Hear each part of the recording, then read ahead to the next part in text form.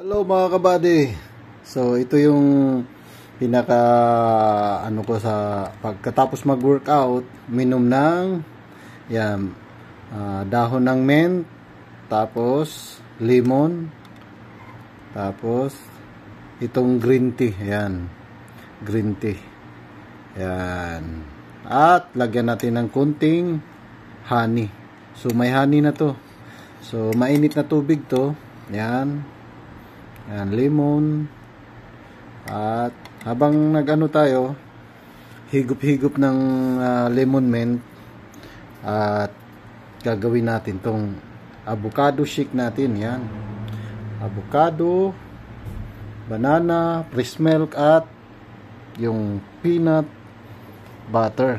So, yan. Yan yung ano natin ngayon. So, higop-higop muna tayo nito para ma-refresh yung ano natin, bituka. Lalo na yung mga umiinom ng supplement, yung mga umiinom ng mga tablet supplement, ayan, kailangan yung umiinom ng mga ganito para malinis. Diba? Sarap. Naghalong lemon, mint, at green tea. At yung honey yung nilagay natin ng kalahating kutsara. Kunting ano lang, hindi mo nga malasahan yung tamis. Kunti lang. Yan. So, ganyan lang, oh. Ayan yung ano natin, lemon.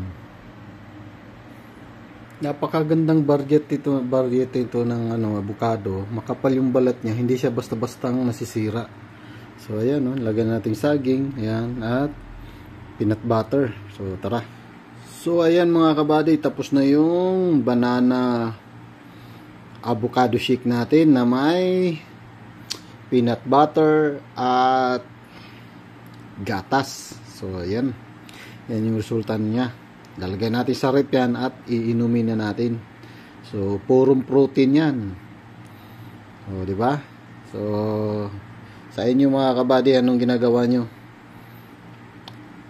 Bye-bye! Comment nyo na lang dyan kung anong nagawa nyo mga pagkain na tulong sa ating build muscle.